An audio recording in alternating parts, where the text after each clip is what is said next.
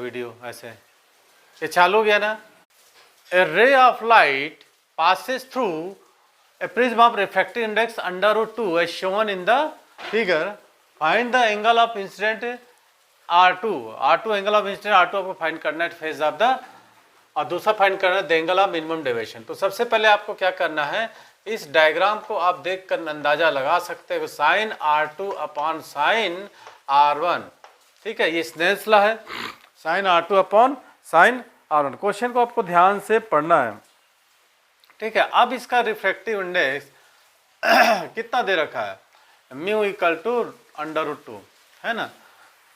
चलिए अगला, तो अपने पास R1 क्या हो जाएगा, ये 1/√2 लिख सकते हो।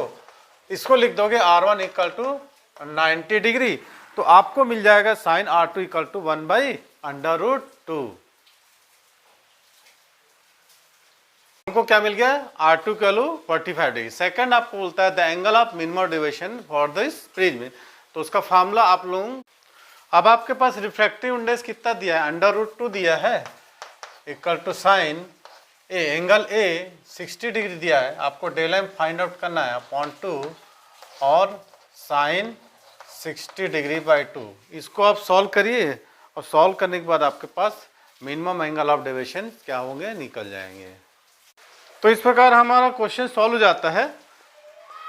माने ये जो एक एंगल है इक्विलेटरल एंगल है, और ये इस पर 90 डिग्री है, तो हमने क्या किया है, R1 को 90 डिग्री ले लिया है, तो हमको R2 45 डिग्री निकल गया। अभी हमको minimum angle of deviation find out करने बोल रहा है, फार्मूला लगा दिया हमने, एक ही जगह 60 डिग्री रखा है हमको। अब ये साइन 30 डिग्री की वैल्यू कितनी होती है, 1/2, तो इसकी वैल्यू हमने निकाल दिया।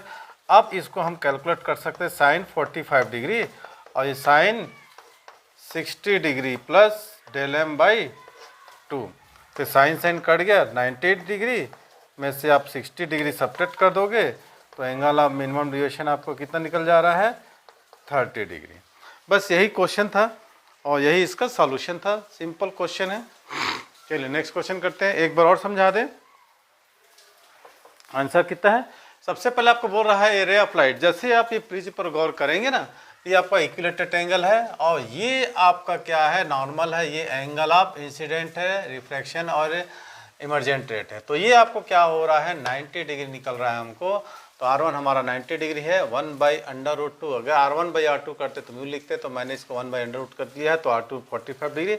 एंगल ऑफ मिनिमम डेविएशन का फॉर्मूला लगा के एंगल ए की वैल्यू 60 डिग्री रखने पर हमको क्या हो गया, angle of minimum deviation 30 degree find out किया। चलिए next question. Thanks for watching.